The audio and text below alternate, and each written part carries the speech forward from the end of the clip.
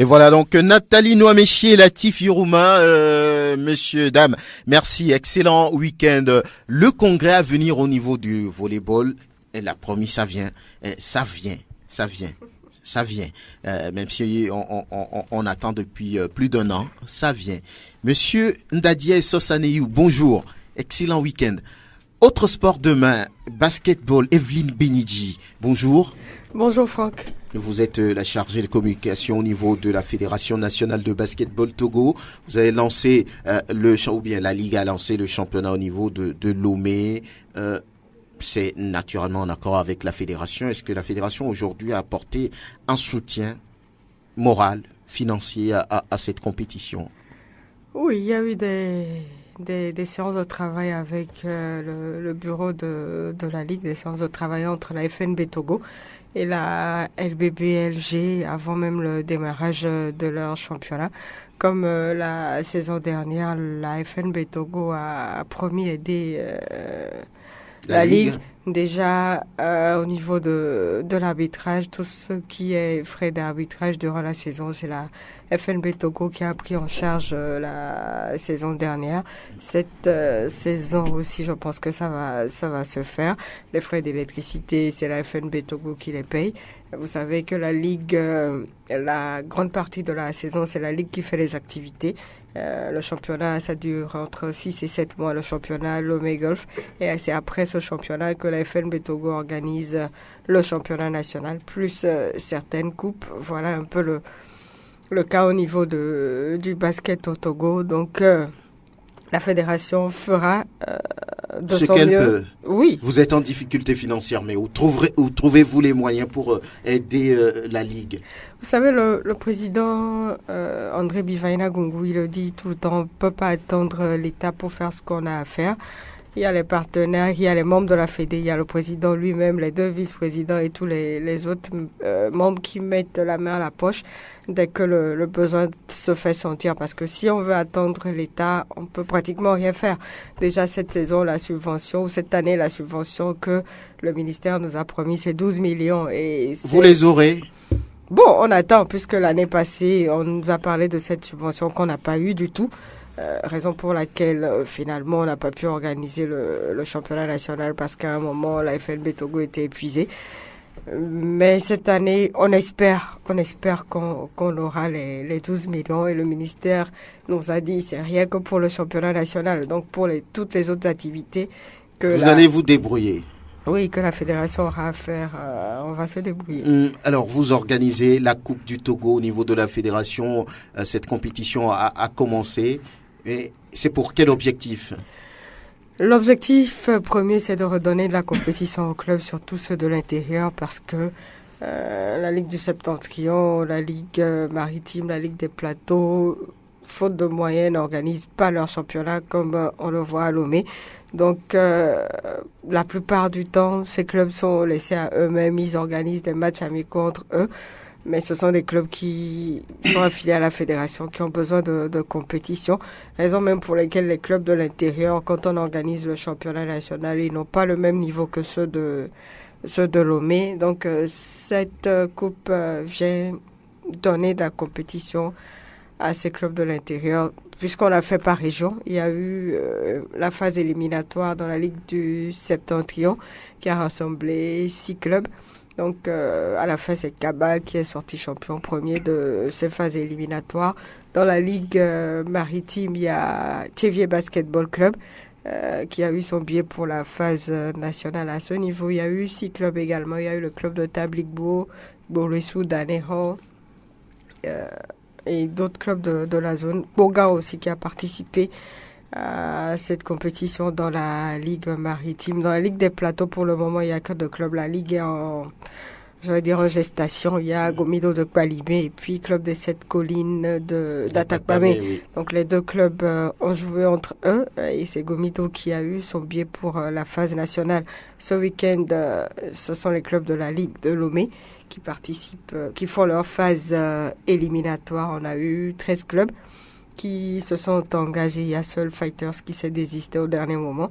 Donc 13 clubs chez les messieurs répartis en 4 poules. Si vous permettez, je peux donner... oui, on y va rapidement. D'accord. Oui. Il y a la poule A qui est composée de CBS, Modèle, Melting Pot et Blue Star. La poule B, NGB, Étoile Filante, UBC. La poule C, Dito, Racine, Club et Trap. La poule D, Flamme, Ehrlich, Star et puis Swallows. Chez les dames, on a 5 clubs. Étoile Filante, Swallows, Modèle, CBS et Racine qui jouent en poule unique. Les 2 premières seront qualifiées pour la finale vu qu'il n'y a pas de club féminins qui se sont engagés à l'intérieur du pays. Alors, donc pour cette année, on a l'impression que les choses vont pouvoir bouger un tout petit peu, c'est ça? Oui, il y a beaucoup d'activités dans le cahier de charge de la FNB Togo cette saison en dehors de la Coupe du Togo qui prendra fin le 2 juin prochain. On prévoit organiser le 3 contre 3 aussi, des coupes de 3 contre 3 avant la deuxième édition de la CAN de 3 contre 3 qu'on va abriter en novembre dernier après la première édition que la FIBA nous a octroyé. Voilà un peu, il y aura le championnat national également. Voilà, en grosso modo, les activités qui attendent la FNB Togo cette saison. Donc le 3 contre 3 revient au Togo. Oui, c'était déjà dit quand on avait la première édition. La FIBA attendait de voir l'organisation, comment le Togo allait gérer parce que, quoi qu'on dise, c'était une CAN, il fallait voir, il y avait 12 nations qui étaient là, il fallait voir un peu comment le Togo allait se débrouiller. Ils ont été satisfaits à la fin. Donc la deuxième édition nous revient. Voilà. Alors beaucoup de courage à vous et surtout que vous ayez les 12 millions promis pour pouvoir faire vos activités. Voilà. Déjà les matchs ont commencé ce matin pour la phase éliminatoire de la Coupe du Togo. Les matchs ont commencé depuis 7h. Ils doivent être au 4e match. Les matchs jouent jusqu'à 18h30 et puis ça continue jusqu'à demain, dimanche dans l'après-midi. Voilà. Evelyne Benidi, vous restez avec nous juste derrière cette pause. On fait un petit débat autour d'un sujet avant de vous laisser partir. Et voilà, merci de continuer avec Sport FM, la référence sportive, un sujet qui ébranle nettement, on va dire, le CNO Togo. Cette affaire de Alessia Afidipol, athlète d'origine italienne, qui a participé aux Jeux de Sochi en Russie, aux Jeux d'hiver de Sochi, au nom du Togo. Et la situation présente des problèmes par rapport aux derniers Jeux d'hiver. Et beaucoup disent que le Togo risque une sanction, ou bien ceux qui ont permis à cet athlète on va dire, de concourir au nom du Togo peuvent être sanctionnés. Evelyne Benidi, vous avez appris la nouvelle? Oui, j'ai appris l'information aussi. C'était dans l'air depuis un moment. Maintenant, ça a éclaboussé. Ceux qui sont à l'origine de cette forfaiture se connaissent, mais ça fait mal quand même de voir ce genre de choses. On n'est pas obligé de participer à ces Jeux d'hiver quand on n'a pas les compétences ou quand on n'a pas les ressources humaines qu'il faut. On n'est pas obligé de forcer les choses. Et bizarrement, c'est la même personne qu'on retrouve un peu partout. Il n'y a pas de neige au Togo. Est-ce qu'on est obligé de participer aux Jeux d'hiver? Bon, je sais pas. Oui, c'est la question qu'on se pose aussi. Maintenant, si les conditions sont réunies pour qu'on participe, et puis c'est quoi la finalité en participant à ces Jeux d'hiver? C'est quoi la finalité pour le Togo? On ne dit pas qu'on ne doit pas y aller. Mais ces athlètes qui viennent... On peut comprendre qu'il y a des athlètes togolais qui vivent en Europe et qui s'adonnent à ces genres de sport, ça aussi. Oui, mais d'abord, quelle est l'aide que leur fédération ici leur apporte? On attend à 2 mois ou à 3 mois de ces Jeux d'hiver, on nous dit, voilà, il y a tel athlète qui est ici, que la fédération de sport de glisse qu'on a au Togo présente pour ces genres de compétition. Alessia... Cette fédération, elle a son siège où? Justement, c'est pour ça que je dis c'est la même personne. Quand ce n'est pas Wushu, c'est sport de glisse, c'est roller, ce sont les mêmes problèmes. Mais à l'époque, on se souvient que le président du CNO Togo, c'était Auguste Dogbo. Son vice, c'était Bayor Kelani. Oui. Ramanou. Non, c'était Bayor. C'était le président Bayor, vice-président. Le président Ramanou, il est actuel vice-président. Voilà, donc le président à l'époque c'était Auguste Dogbo et son vice c'était Bayor Kelani. Qui est aujourd'hui président du CNO Togo. Donc ils doivent savoir quelque chose de cette histoire. Oui, mais je crois que la faute ne leur serait pas directement imputée vu que ce sont les fédérations qui présentent les athlètes. Si la fédération peut-être que le CNO a un droit de regard sur tout ce qui se fait, mais si la fédération présente un ou des athlètes pour ces genres de compétition, est-ce qu'il faudra fouiller pour, je maîtrise pas donc, les il faut aller articles poser à des ce questions niveau. à Emmanuel Ramanou. Quand on a lu un peu le journal qui a parlé de l'affaire, ils ont posé la question à l'ancien président du CNO Togo, M. Auguste Togo. Il a dit qu'il faut aller voir Ramanou parce que c'est lui le président. Lui, il était président du CNO. On lui a dit qu'il y a tel athlète, qui était les papiers, était tout ça. Donc, voilà, moi je pense que c'est directement à cette fédération qu'il faut s'adresser. Voilà, qu'il faut s'adresser pour avoir... Thierry Adioblé et Chéri Adioblé, bonjour. Bonjour Franck, bonjour aux fidèles auditeurs de Radio Sport FM. Vous comprenez cette histoire-là? Non, mais comme c'est l'habitude chez nous... c'est quoi l'habitude chez nous? Ah oui, quand on passe par ces magouilles-là, surtout par rapport, Evelyne le disait tout à l'heure, par rapport aux non-cités, c'est pas nouveau. On a appris de pareilles choses quand le sieur Ramanou était du côté de la Fédération togolaise de karaté et d'autres disciplines également. C'est pourquoi Evelyne disait, c'est la même chanson. Maintenant, moi, la question que je me pose, c'est comment se fait quand même la sélection des athlètes, comment se passe le circuit, puisque quelque part dans l'article également, on en vient à dire que le ministère en charge des sports pose des questions, demande des comptes au CNO Togo. Je me pose la question... Avant d'aller vers une naturalisation sportive. Qui en fait signe les naturalisations, qui fait la demande, si ce n'est pas le ministère en charge, qui fait la demande. La fédération peut faire la demande, mais c'est le ministère en charge qui coiffe tout, qui doit pouvoir quand même signer, qui sait... C'est le ministère qui donne le quitus de sortie aux athlètes pour pouvoir aller compétir au nord du Togo. Mais si aujourd'hui le ministère vient à poser des questions au CNO Togo pour savoir comment est-ce que l'athlète est allé compétir au nord du Togo, il y a quelque chose qui ne va pas. Donc le fonctionnement, l'administration, au niveau de tous les sports, il y a un problème. Il y a un problème. Donc aujourd'hui, nous aussi, au niveau de ma rédaction, quand on a appris l'affaire, nous avons pu quand même nous adresser au président Dogbo, qui a tout simplement souri. Le monsieur Harry a dit il n'en est pour rien dans cette histoire que d'aller poser la question quand même à Raman et que lui, il ne sait quoi dire concrètement dans cette affaire-là. Cela veut dire que quelque part, les choses se font à des niveaux où peut-être la hiérarchie même ne soit au courant, ne soit responsable de ce qui se passe. C'est le laisser aller dans notre pays et nous en serons tributaires tout simplement. Voilà, on va terminer. Et l'autre question qui se pose, l'athlète, elle est italienne, où est-ce qu'elle a trouvé le prénom Afi? Moi, c'est la première question que je me suis posée. Bon, elle n'a aucun lien avec le Togo. Elle est née un vendredi, elle n'a aucun lien avec le Togo. Est-ce que les Italiens ou les Italiennes s'appellent Afi? C'est là. Oui, bon, oui, vendredi c'est Afi.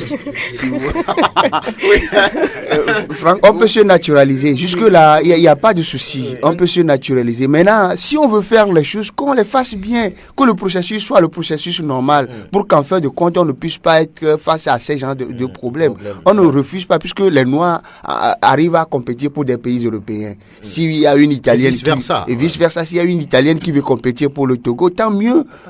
Mais il faut elle n'a qu'à garder son nom. Pourquoi elle n'a qu'à garder En tout cas, on apprend que le papa de la fille est un équipementier ou gère un truc comme cela. Et donc, à un moment donné, sa fille qui pratique cette discipline-là devrait forcément participer. Le problème est que la fille a déjà participé au jeu de Sochi. Oui, d'abord, elle a participé pour le compte de l'Inde. Quand l'Inde a été suspendue, c'est ce que nous rapporte bien sûr le journal. Quand l'Inde a été suspendue, elle s'est rabattue sur le Togo. Elle a participé aux Jeux de Sochi en 2014 et ce n'est que la dernière fois qu'on lui a refusé quand même de participer pour le compte du Togo parce que elle n'a pas été d'accord. Elle n'a pas été d'accord. Elle a fanfaronné sur le toit et puis ça a donné ce que ça est intervenu après. Il y a tout. Bon, on va fouiller cette affaire pour vous donner toute la précision autour. Merci Evelyne Benidia. Oui, juste pour dire que l'autre objectif en organisant la Coupe du Togo de basket, c'est de renouer avec cette coupe qui n'a plus été organisée depuis bientôt 20 ans. Et pour la Ligue de basketball Lomé Golf, la FNB Togo a déjà donné 200 000 francs avant le démarrage de la compétition. Donc, on essaiera tant bien que mal d'aider cette ligue-là dès que nous aurons les moyens essentiels. Merci. On invite tout le monde à aller suivre les matchs qui se déroulent aujourd'hui et demain sur le terrain couvert du municipal. Merci, bon courage, excellent week-end Evelyne Benidia, à très bientôt. Merci. Merci de choisir la référence sportive Sport FM. Alex Anthony, bonne arrivée, bonjour. Oui, bonjour. Comment vous allez? Ça va bien. Et le Maracana togolais? Le Maracana se porte bien. Vous êtes le directeur technique de la fédération togolaise de cette discipline. Il semble que le championnat va démarrer. C'est quand? Oui, le démarrage du championnat est prévu sur le 2 juin prochain. Le week-end qui va suivre. Voilà. Hier, il y a eu la réunion technique pour pouvoir faire sortir le calendrier, parce que nous jouons en 2 poules. Ça a été fait et lors de cette réunion, les équipes ont soumis une doléance, c'est-à-dire de décaler le championnat d'une semaine pour le temps de s'organiser au niveau des licences. D'une semaine, ça veut dire que vous ne commencez plus le 2 mai, le 9. Actuellement, le bureau est en réunion pour pouvoir accepter cette doléance. C'est la seule difficulté soulevée par les clubs? Non, il y a les problèmes financiers. Vous savez très bien que le Maracana, c'est vrai que c'est reconnu à la dernière assemblée générale du COUNOT. Mais bon, sur le plan financier, on n'est pas encore reconnu. Donc, ce qui veut dire que les clubs se débrouillent. La fédération d'abord se débrouille pour organiser le championnat. Les clubs à leur niveau se débrouillent aussi. Et donc, ils ont émis l'idée, est-ce qu'une fois, ça va arriver que le ministère nous aide? Bon, on s'est dit, on a toujours... Chaque année, on donne le programme annuel au ministère, au comité olympique. Mais on n'a jamais eu de réponse. Donc, on va encore se démerder, comme d'habitude, cette année. C'est vrai que cette année, on a demandé tout simplement de nous aider à participer à la prochaine CAN à Abidjan. On ne veut plus aller... C'est quand? C'est en septembre, début septembre. C'est dans 4 mois, même, on va dire 3 mois. Dans 3 mois. Dans 3 mois, mais pour le moment, rien du tout. Rien du tout. On n'arrive pas à regrouper les joueurs parce que il y en a qui sont très très loin, qui sont à Goué, à Baguida, à Vepozo. Il faut quand même, il n'y a rien dedans, il faut quand même leur assurer le déplacement. Mais bon, on n'a rien, on n'a aucun parrain, donc ça cause de problèmes jusqu'à présent. Mais chaque année, c'est le problème. Chaque année, c'est le problème. Vous ne voulez pas laisser tomber? Vous savez, le Maracana, il faut l'aimer pour le faire. C'est pas de la profession, en fait. Nous l'aimons, c'est notre sport. Après avoir vécu sur le terrain de foot, on ne veut pas laisser tomber. On veut faire une activité. Et le Maracana est bienvenu dans cette dynamique-là. Donc, on s'est dit que on va le faire. On l'a commencé depuis 2012. Vous imaginez, l'année dernière, c'était le compte parce qu'on a fait Lomé, Bamako, Lomé par voie terrestre. On a quitté ici. Avec toutes les difficultés. On est revenu avec au moins l'équipe senior qui était éliminée en demi-finale. Les vétérans n'ont pas pu résister à 3000 km après. Ils sont arrivés à 11h, ils ont match à 16h. Donc, c'était pas évident, possible. Ouais. Donc, on voudrait éviter ça cette année. On s'est pris tôt. On a envoyé les courriers au niveau du COUNOT, au niveau du ministère, pour qu'au moins, pour le déplacement sur Abidjan, qu'ils puissent nous aider. Alors, le niveau technique du Maracana aujourd'hui, c'est encourageant? Ça avance? Oui, ça avance. C'est vrai que, vous voyez, cette année, les équipes sont en train... Il y a des mutations qui sont arrivées déjà. Les joueurs qui quittent d'autres clubs pour certains d'autres. Donc, ce qui veut dire qu'il y a des équipes qui font de bons recrutements. Ce qui veut dire que les équipes ont d'autres ambitions maintenant. Il y a de l'engouement. On a vu ça chez les Ivoiriens, c'est le top niveau. Donc, on essaie de leur emboîter le pas. Sinon, le niveau technique est un peu relevé. Combien de clubs enregistrés pour le championnat? Cette année, il y aura 12 clubs. Mais sur le territoire national, on aura 20. Parce qu'il y a un club qui vient de naître à Sokoré. Il y a un club, il y a un club à Sokoré avant. Maintenant, il y a un autre club qui vient de naître. Voilà, donc ce n'est pas déséquilibré avec tout ce que vous faites à Lomé. Est-ce qu'à l'intérieur, on a les moyens pour faire les mêmes choses? Non, c'est difficile parce que d'abord, à l'intérieur des pays, pour regrouper des joueurs, c'est difficile. Ils n'ont pas 3 équipes, 4 équipes. Donc, ils n'ont pas assez de compétition dans les jambes. Ce qui nous, au niveau du staff technique, par exemple, on a des difficultés. Si on trouve un joueur au nord, d'abord pour le faire venir ici à l'entraînement de l'équipe nationale, c'est difficile. Et s'il n'a pas de compétition, comment il pourra aller jouer, compétir en équipe nationale à l'extérieur du pays? Ce qui veut dire qu'on a des talents. Mais le Maracana, c'est une question de réflexe. Il faut le jouer pour connaître les règles. Et avoir l'habitude, les réflexes. Et donc, il y a des difficultés partout. Je peux dire que c'est à Kara qu'il y a deux équipes qui ne s'attendent pas, qui donnent de l'engouement, qui donnent, quand ils ont match, on a envie d'aller les voir. Mais bon, est-ce qu'on peut Quelles sont ces équipes-là? Il y a le Maracana Club de Kara et puis... Dans l'autre nom, le m'échappe un peu. Ouais. Mais c'est de bonnes équipes. Hein. Donc, à vous comprendre, l'équipe nationale tourne autour des joueurs qui sont à Lomé? Oui, il faut dire les choses telles qu'elles sont. L'équipe nationale tourne autour des joueurs qui sont à Lomé, tout simplement. Est-ce qu'aujourd'hui, c'est bien pour ce sport-là? Oui, vous savez, nous voulons bien faire des choses comme ça doit être fait.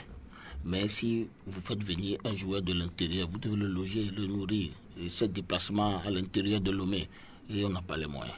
Vous-même, vous savez la façon dont nous voyageons, vous savez tout ce qui se passe autour du Maracana. On veut bien faire, mais bon, à l'impossible de la tenir. Alors, aujourd'hui, quel est ce club-là qui est techniquement plus fort, surtout à Lomé, et sur qui on peut mettre les projecteurs par rapport à la compétition qui arrive? C'est le Maracana Club de Lomé. MCL. Voilà. C'est le champion en titre, non? Le champion en titre dans les deux catégories. Ah oui? Oui. Et comment ils font? Ils ont les moyens D'abord, il faut dire que c'est la première équipe de Maracana. Ils ont gardé une certaine discipline. Et secondo, ils essaient de faire la cour à d'autres joueurs. Les meilleurs sont là-bas. Vous savez, quand les anciens joueurs sont ensemble, celui qui sait jouer veut aller jouer avec eux. Donc le fait qu'ils ont l'ossature de l'équipe de MCL, c'est des bons joueurs. Donc ceux qui sont dans les autres clubs, qui sont par exemple, je suis seul dans mon équipe à progresser, je ne me sens pas bien. Donc je cherche à jouer avec des bons éléments. Donc ça déjà attire les meilleurs vers MCL. Et là-bas, il faut quand même reconnaître qu'il y a la discipline et qu'eux, ils ne blaguent pas. Donc le championnat, au lieu du 2 juin, ce sera le 9 maintenant. Le 9 juin, c'est la doléance des équipes et je crois que la fédération ne va pas refuser. Il y a combien de matchs le jour-là? C'est à Kassimé. C'est à Kassimé. Le chargé du calendrier est à pied devant actuellement pour sortir. Ils ont sorti quand même les calendriers hier pour tout le championnat. Maintenant, il faut les découper par journée. Kegbalo Kodjo, bonjour. Bonjour. Vous connaissez le Maracana? Très bien. Oui. Vous jouez pour quel club? Je suis avec Etekon aujourd'hui. Etekon. Ça va bien? Tout va bien? Bon, ça va. Mettez votre casque, ça fait un peu de bruit là, oui. Voilà, c'est bien ce sport-là. Quand on finit de jouer sur le gazon, on vient au Maracana, c'est bon? C'est très bon. Qu'est-ce que vous dites du Maracana togolais? Oui, bon, c'est une discipline qui grandit aujourd'hui parce que c'est la Côte d'Ivoire qui a la maîtrise de cette discipline. Et le Togo a emboîté les pas à la Côte d'Ivoire. Aujourd'hui, on a fait un grand bond dans cette discipline.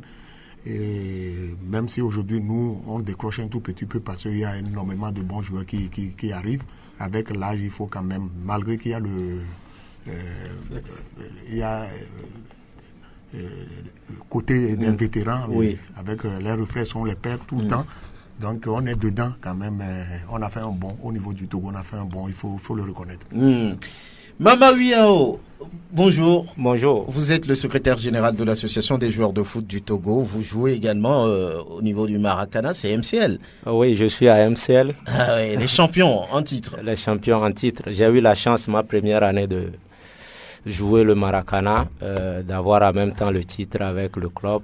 Je pense que le titre était recherché depuis quelques années. Je pense que ma chance aussi a accompagné l'équipe. Ah oui. Qu'est-ce qui fait votre force à MCL, Maracana Club de Lomé? Oui, ils l'ont déjà dit. Le coach ou bien le DT l'a dit. C'est la discipline au niveau du Maracana Club de Lomé, MCL. Il y a aussi les mécènes qui accompagnent un peu l'équipe pour qu'il y ait une stabilité morale. Sur tout ça, la motivation est importante. L'année passée, j'avoue que la motivation était au top avec notre président qui faisait le maximum, si je puisse ainsi le dire. Je voudrais ajouter une chose, le coach l'a dit. même Charlemagne, le président... Le Charlemagne, ouais, le président de la FIMA. Voilà, l'a dit sur RFI que c'est le sport de demain. Parce que les stars qui quittent les terrains déjà à 35-36 ans au plus reviennent au Maracana, que c'est le sport de demain. Donc, comme vous l'avez souligné, on ne pourra jamais cesser parce que les moyens ne viennent pas, parce que c'est un sport de demain. Demain, toutes les stars se rabattront sur le Maracana. Bien.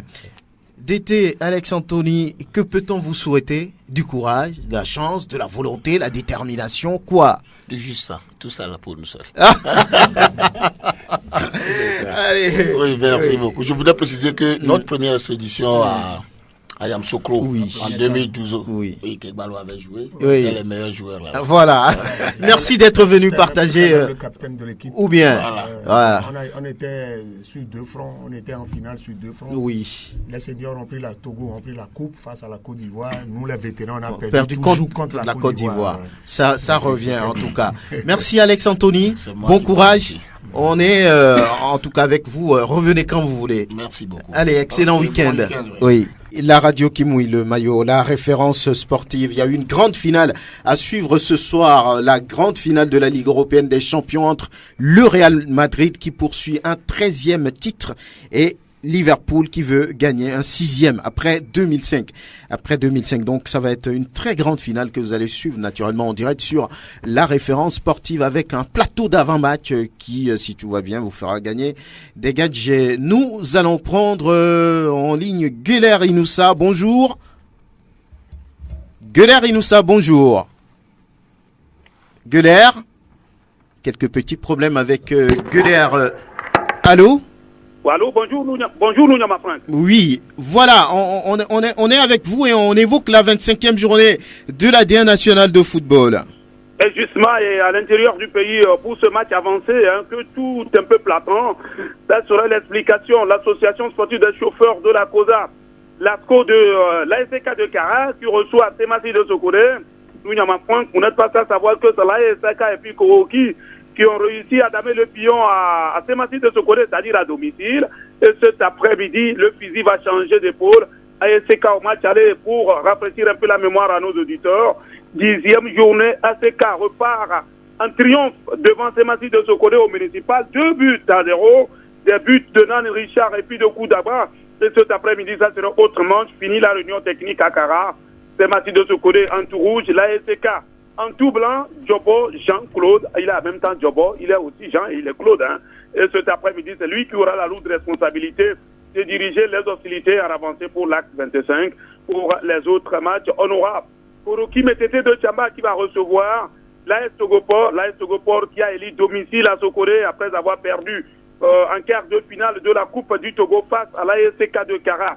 1-0. Ils sont actuellement à l'hôtel et ils s'entraînent sur le terrain de l'EPP Coma 1. Ce matin, la dernière séance d'entraînement ponctuée sur des passes rapides. Koussimbo, Djadjaï, mais 2 absents de taille. Ouro Sama Hakim pour cause nationale. Ici Foubrahan a blessé, mais Ayivi et Kevi nous rassurent. Nous devons prendre les 3 points parce que nous avons perdu une partie de notre bataille, c'est-à-dire la Coupe du Togo, qui va se qualifier, dont on aura la qualification directement pour la Coupe CAF. Et ce n'est plus ça. Maintenant, il faut carburer dur, tout en pensant à notre match à rejouer contre Fouadan. Nous a laissé entendre Ayivi et Kwevi ce matin à l'hôtel. Je crois que dans l'ensemble, ils ont un mental de fer, accompagné de leur secrétaire général. Une partie est repartie sur Lomé, mais ils seront là avant demain en route pour Koroki Metete. Pour Unisport de Sokoré, le match est mal classé entre Unisport et Pur Espoir de Zion depuis quelques jours. Ça ne semble pas être bon à l'état-major d'Unisport de Sokoré. Il faut vraiment carburer dur pour venir à bout de cette équipe de l'Espoir des Zion. Ça serait demain après-midi. Mais cet après-midi, on se contente de la 25e journée en avancée. ASK Semassia et Valas de Djomakara sous le coup de 15 heures. Très bien. On parle également des quarts de finale de la Coupe du Togo et les demi-finales d'ailleurs qui sont connues, les affiches. C'était en milieu de semaine. Maintenant, on connaît les affiches des demi-finales. On en dit quoi là-bas? Ah oui, mais justement, je crois que jusqu'aujourd'hui, si vous pouvez avoir des vrais experts pour expliquer vraiment ce penalty annulé par Bebou Yanissou, un penalty accordé à la 58e minute à l'équipe de l'ASK de Kara, où l'assistant Tonou Kokou est monté au point où on va aller tirer le penalty. Quelques échanges entre le chef de mission Bebouya Nissou et puis Tonou l'assistant. Le penalty fut annulé sur la grande déception des supporters venus pour la circonstance. Bref, c'était sur terrain neutre à Sokoré, mais on en parle. Pourquoi ce penalty refusé? Je crois que si les vrais acteurs, ceux qui ont la maîtrise du dossier, pouvaient vraiment nous expliquer ce qui s'est passé. Et si le penalty était annulé, pourquoi l'assistant 1, qui était Tonou, devait rester sur sa ligne de touche, inviter son chef de mission? Pourquoi est-il parti du point de la touche, de la ligne de touche, au point où devait se positionner l'assistant? Et là, c'est-à-dire que le penalty était valable. Mais pourquoi le penalty a été vraiment... C'est vous qui le dites. C'est vous qui dites que c'est valable. Les arbitres ont trouvé qu'il y avait un problème. Oui. Vous n'êtes pas arbitre, vous. Ah oui, mais bref, si on n'est pas arbitre, je crois que les tests sont clairs. On est allé aussi aux nouvelles Nounyama France. L'assistant Tonou devait rester sur sa ligne de touche en invitant son chef de mission pour échanger avant d'annuler le penalty. Pourquoi l'assistant est-il parti de sa ligne de touche? Est-ce qu'ils ont les oreillettes? Est-ce qu'ils ont les oreillettes? Non, pas du tout. Oui. Genre, rapidement, le penalty est annulé. Ouais. Bon, l'essentiel c'est qu'après, on a perdu Guler Inoussa et voilà certainement qu'il va revenir, ce qui nous ouvre les portes de la première division nationale de football. Et ce match entre la SCK cet après-midi et Semassi, oui, je crois que Guler est en train de revenir. On va terminer avec lui. Guler Inoussa, oui, entre-temps on vous a perdu, mais on va terminer avec vous, oui. Ah oui, mais justement, je crois que finalement, Koudaga a marqué le but qui qualifierait directement l'équipe de l'ASK en demi-finale. Et cette fois-ci, ils reviennent sur les mêmes installations, ils reprendront. Mais cette fois-ci, face au Dito, ça serait une double confrontation entre l'ASK et puis le Dito, les demi-finales de la Coupe du Togo. Et ensuite, la 26e journée, ça serait ASK Dito Akara, en double confrontation. Le club dynamique togolais passera pratiquement une dizaine de jours à l'intérieur du pays. Et je crois que cette fois-ci, ça va chauffer en demi-finale parce que aujourd'hui, les 4, bref, les 2 qui sont en tête, qui veulent le titre, les 2, un doit peut-être quitter l'embarcation, c'est-à-dire Semassi et Gomido. Et pour l'ASK et Dito, le titre est perdu. Maintenant, il faut aller chercher une place africaine, Nounyama France. Je crois que c'est en quelque sorte la situation qui se présente pour les 2. Une équipe en demi-finale au niveau des mal classés, une équipe en finale. Au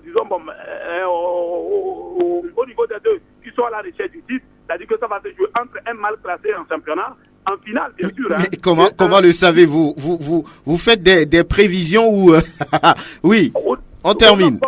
Non, pas des prévisions. Déjà, même quand vous revoyez un peu le positionnement des différentes équipes, c'est-à-dire ASK de Kara et le dynamique togolais. Bref, quand vous prenez aujourd'hui le Dito qui a 39 points, alors que le leader, qui est Koroki Metete à 48, le titre est pratiquement perdu pour le Dito. Le titre est perdu. Quand vous prenez ACK, qui est pratiquement 8e avec 36 points, le titre est perdu. Entre les 2, une équipe tombera en demi-finale. Et entre Semassi et Gomido, une équipe a encore la chance d'être l'équipe championne, mais une va tomber entre les 2. C'est-à-dire que ça se jouera entre un mal classé très bien. Et une équipe bien classée. Merci.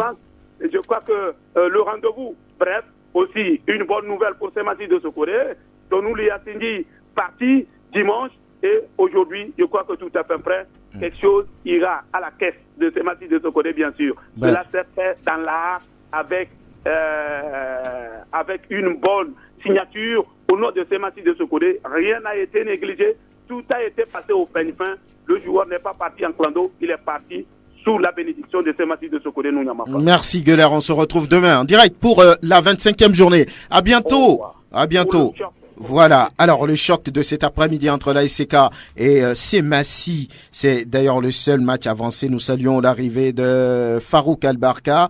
Nous allons découvrir l'avant-papier avec Latif Irouma. ASK Semassi, match pas décisif mais important pour les équations arithmétiques au tableau compteur. Les conducteurs de la COSA, totalement dans le ventre mou du classement, veulent enchaîner. Même cas de figure pour les Sémons en lutte sérieuse pour le titre. C'est donc 2 formations vainqueurs de leur sujet lors de la journée précédente qui s'affrontent. Avantage psychologique à la ASK sur plusieurs paramètres. Le promu est dopé de confiance après avoir écarté l'AS Togopo du quart de la Coupe du Togo. Autre élément, son succès sans bavure 2-0 à l'aller à Sokodé face à son adversaire. Des situations qui éloignent le club de la COSA du statut modeste. Mais en face, il y aura des guerriers dont le triste souvenir de l'aller séjourne encore dans les esprits.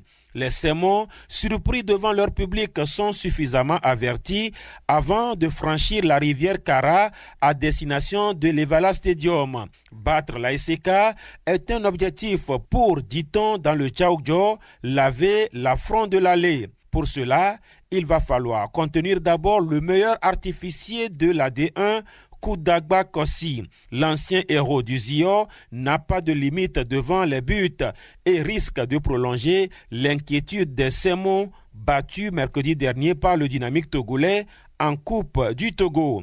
Voilà qui propose du 50-50 dans ce duel qui pourrait tenir toutes ses promesses. Voilà, cet après-midi déjà, le match avancé de la 25e journée à ASK, c'est Massy à l'aller. ASK est allé battre les guerriers là-bas à Sokodé 2-0.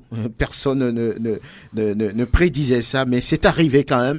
Mohamed Touré, cet après-midi, c'est Massy qui n'a pas encore dit son dernier mot pour le titre. La preuve, il n'y a qu'un petit point entre le leader Koroki et c'est Massy. Une victoire cet après-midi peut totalement relancer les guerriers, mais en face, il y a une équipe très déterminée, volontaire avec le meilleur buteur, Koudagba.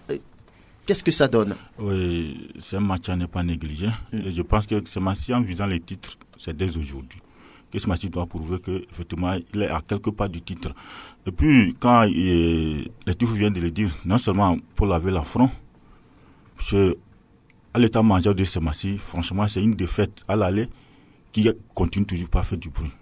Oui, ça fait du bruit. Personne, même les supporters, les joueurs, les dirigeants, personne n'a encore digéré cette défaite.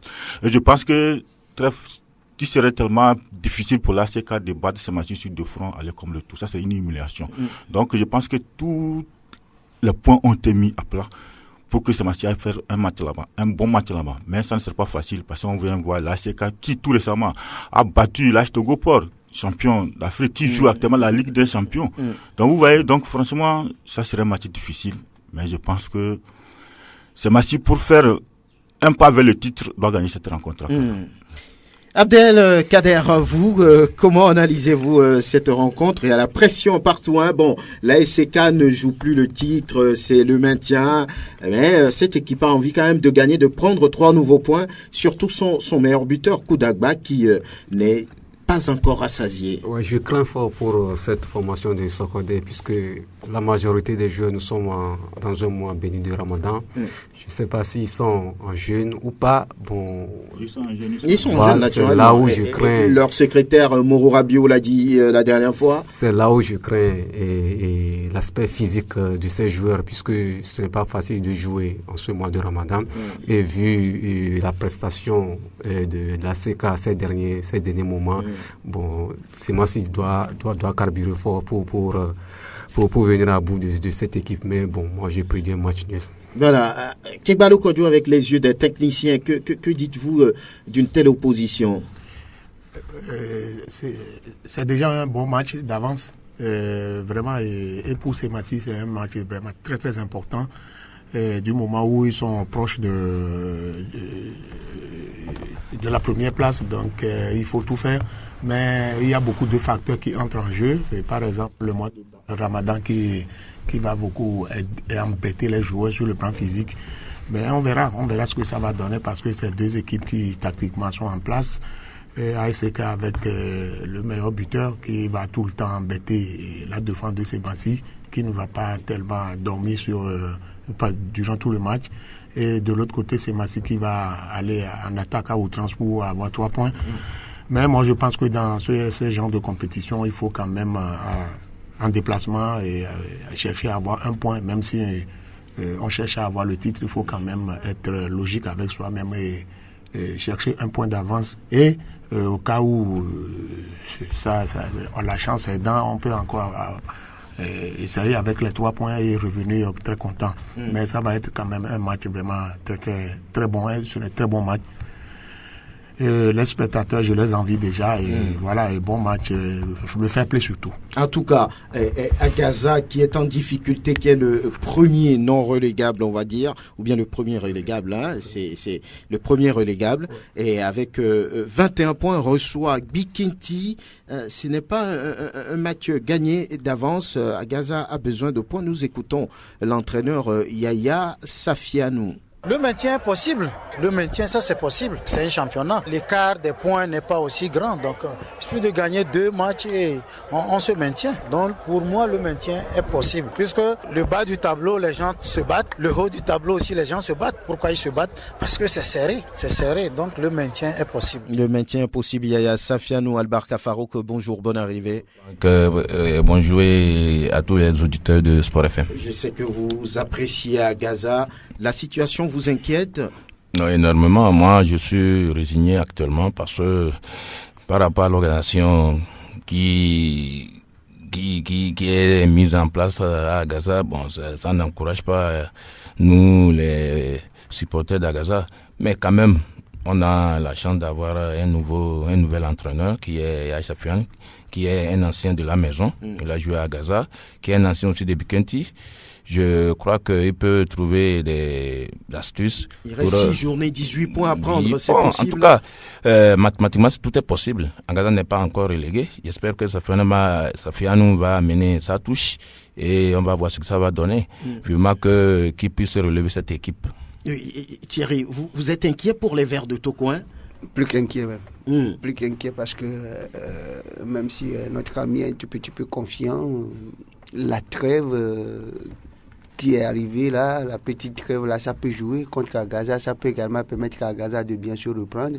Mais quand on voit ce qu'Agaza a donné, l'effectif que Gaza a surtout, et surtout le calendrier qui attend Gaza, c'est un peu compliqué. C'est un peu compliqué. Ils n'ont pas l'effectif même pour le maintien? L'effectif, parce que quand vous voyez à Gaza prester, vous avez comme l'impression, le banc de touche a des difficultés même pour faire pour procéder à des changements. Ce qui fait que les joueurs au niveau d'Agaza, c'est ma perception à moi, au niveau moyen, il y a pas quand même ce joueur-là. Mais à la trêve, on a fait des recrutements. Normalement, ça devrait... Les recrutements au niveau d'Agaza, je pense pas que c'est ce que ça devrait être. Le recrutement... Vous savez, quand vous avez des problèmes financiers, des problèmes au niveau de l'administration, ça se rejaillit forcément sur la performance de l'équipe. C'est ce que Gaza a actuellement. On a recruté, mais c'est pas le recrutement qui devrait être fait, à mon sens. Et ce qui fait que ça joue contre le club actuellement. Également, il n'y a pas la sérénité au niveau de l'administration de ce club-là, ce qui fait que les voix ne sont pas les mêmes. Le discours... ça vient de gauche à droite, ce qui fait que vous avez vu le changement du staff technique. Donc, il n'y a pas la continuité, il n'y a pas la sérénité. Forcément, avec le nouvel entraîneur, ça peut être un coup de pouce. De la même manière, ça peut déjouer complètement. Mais moi, je crains fort pour Gaza qui... attention au retour en deuxième division. Kekbalo, vous connaissez ce club, c'est votre maison, on peut le dire. Mais qu'est-ce qui se passe? Il n'y aura plus apaisement, hein? Ça, il faut être sûr. Oui, c'est vrai. On a tout un tas de problèmes chez nous là-bas, Tokoin. Et je l'avais dit tantôt sur ce plateau. Et les supporters d'Agaza s'en sont pris à moi. Mais c'est la vérité parce que l'équipe n'a pas de structure. Il faut que l'équipe n'a pas de base solide. Qu'est-ce que vous voulez dire? C'est-à-dire, aujourd'hui, Agaza n'a pas de bureau en tant que tel.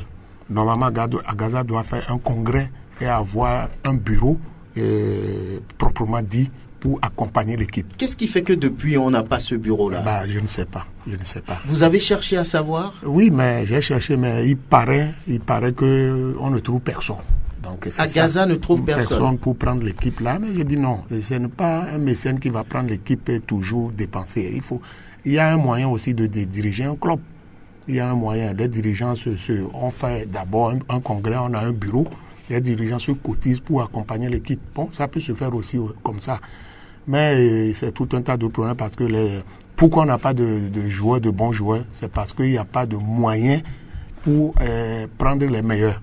Donc voilà le problème. Et malheureusement, la dernière fois, on a encore changé le staff technique.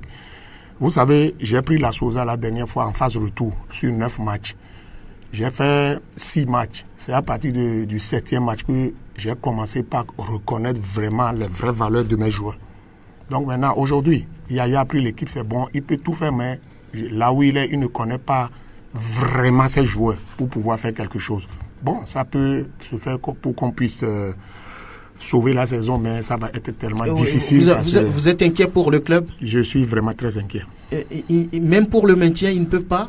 Il reste 6 journées, 18 points. Oui, mais le calendrier aussi est contre nous. On a joué contre Dito, on a joué contre Le Port, on a joué contre Semassia Sokore, Gomido, bon, Tchamba, bon, tout ça. Ça fait peur. Je ne dis pas qu'on va perdre, mais bon, l'entraîneur ne connaissant pas bien ses joueurs, est-ce que ça va se faire? Parce qu'il va continuer par tâtonner à rechercher une équipe qui peut faire l'affaire. Une équipe type qui peut faire l'affaire. Jusqu'à présent, il ne l'a pas.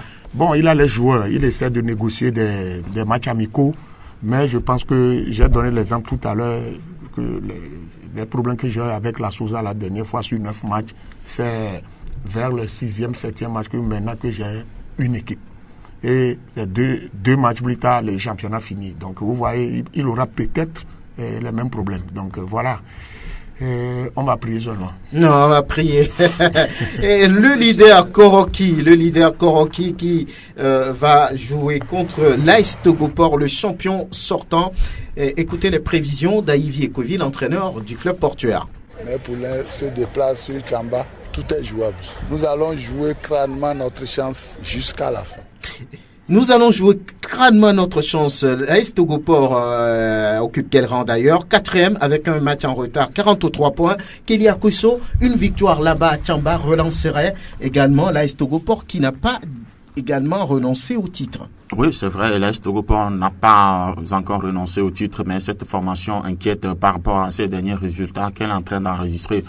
On pensait que avec la Coupe continentale, cette équipe devrait normalement être revigorée par cette compétition et mettre plus le pied sur la balle lors des matchs de championnat. Mais c'est pas ce que nous voyons. La dernière fois, c'est à la grande surprise générale que cette équipe a été battue en Coupe du Togo par la SCK de Kara. Donc, il faut quand même que Aïvi Ekovi apprenne maintenant à ses joueurs aussi à pouvoir donner tout ce qu'ils ont dans le ventre. C'est vrai, ça va pas du tout être facile face à cette équipe de Koroki Metete de Tchamba qui est leader et qui va vouloir continuer sur cette lancée jusqu'à la fin du championnat pour pouvoir s'adjuger le trophée, parce que là derrière ça pousse avec Gomido et Semassi, donc ils n'ont pas droit à l'erreur, ils sont conscients de cette situation, sauf que c'est quand même l'AS Togoport qui est en face. Eux aussi ils vont essayer de relever un peu la tête, surtout avec cette défaite contre l'ASK la dernière fois, donc ça va nous donner droit à un gros match là-bas du côté de Tchamba. Albarka Farouk, avant Kegbalo, Koroki est toujours en route pour le titre? Ça c'est clair. On a vu quelques tâtonnements entre-temps. Oui, surtout la prestation face à Gomindo, je crois à la finale de la Coupe de l'Indépendance, ne donne pas espoir. Mais bon, je compte sur le coach Noussouien. J'ai espoir que face à Togoport, avec qui on a toujours eu des difficultés, on saura prendre les choses par le bon bout et puis gagner ce match et maintenir cette position de premier. En tout cas, oui. Kegbalo, vous? Oui, moi c'est Togoport qui m'inquiète en ce moment parce que... Pourquoi? Oui, on dirait que les joueurs de Togoport, de la Togoport... Ils ont perdu le rythme? Ils ont perdu le rythme et ils ne gagnent pas en expérience. Normalement, quand ils jouent en Ligue des Champions, dans le temps... à Gaza, Semassi joue souvent en Coupe continentale. En Coupe continentale. Au retour d'un match contre un pays africain, au retour, si c'est Semassi ou à Gaza, l'équipe qui reçoit à Gaza au Togo a toujours des problèmes.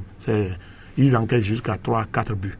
Mais aujourd'hui, avec Togoport, ils arrivent d'un match de continental, ils arrivent, ils perdent. Bon, je ne sais pas, c'est comme si les joueurs ne progressent pas. Ou bien ils sont statiques aujourd'hui. Donc je ne sais pas ce qui se passe, c'est le staff technique ou bien c'est les joueurs eux-mêmes, je ne comprends pas. C'est là où ça m'inquiète. Normalement, avec le niveau qu'ils jouent aujourd'hui contre le Raja de Casablanca, contre Wydad de Casablanca, Oroya, bon, tout ça, ça doit leur permettre maintenant de gagner en championnat aujourd'hui. Donc je ne sais pas si c'est l'arrêt du championnat que la fédération a aussi coupé qui provoque tout ça, je ne sais pas, parce que ça, ce n'est pas aussi bon. L'arrêt là, c'est trop. si le Togo Port arrive à ce niveau aujourd'hui, c'est grâce au championnat que nous sommes en train de jouer en ce moment. Maintenant, on a arrêté le championnat pour que Togo Port puisse mieux se préparer. Ça, ce n'est pas bien. Ce n'est pas du tout bien. Donc, vous voyez, je ne sais pas si c'est ça qui porte préjudice à l'évolution de l'équipe de Togo Port, je ne sais pas, mais le port m'inquiète, moi, personnellement. Abdelkader, c'est que cette équipe a perdu de l'envie. Bon, je ne sais pas ce qui se passe juste au niveau de cette équipe. Et depuis leur premier match contre Oroya ici, ils étaient partis à Casablanca. Ils ont été battus là-bas. Au retour, bon, ils ont perdu leur élan. Je ne sais pas s'il y a un problème au niveau de l'administration portuaire. Donc, on doit fouiller pour voir si réellement il y a quelque chose qui coince. Sinon... Donc, ça avantage Koroki? Oui, ça avantage Koroki. Koroki est sur une bonne dynamique, on va dire. Voilà. Oui, Mohamed. Oui, là, surtout pour l'H Togo Port, sur tous les plans, ça dépendra de leur rencontre aujourd'hui. Parce que l'H Togo Port, on ne comprend pas. Ça serait vraiment une honte si l'H Togo Port perdait le championnat. Ils ont déjà perdu la Coupe du Togo. Et puis, on ne comprend pas quelle sera la suite pour la compétition africaine. Et donc, Ivy Okiovi et ses poulains doivent vraiment se ressaisir, parce qu'un champion qui au moins a intégré pour la première fois la phase de poule va se faire éliminer sur tous les plans nationaux, ce n'est pas bien. Donc je vois qu'aujourd'hui, l'H Togo Port va essayer de changer de face et on verra notre match. Oui. Mama Yao, qu'est-ce que ça vous inspire un tel match? Koroki a l'avantage parce que beaucoup l'ont dit, l'H Togo Port a semblé tout perdre finalement. Oui, je pense que c'est sur le plan moral qu'ils ont un peu fléchi. C'est ça qui cause cet état de fait.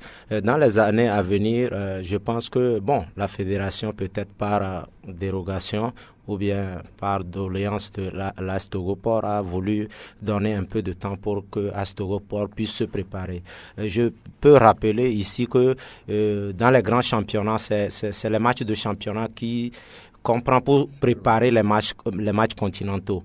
Donc, à l'avenir, il faudra que la fédération sache ça et que le staff dirigeant et les joueurs et le staff technique sachent ça au port, que jouer et après 3 matchs, et après 3 jours, aller jouer le match continental est plus bénéfique qu'on laisse largement longtemps. Vous voyez, un Manchester, un Barça joue.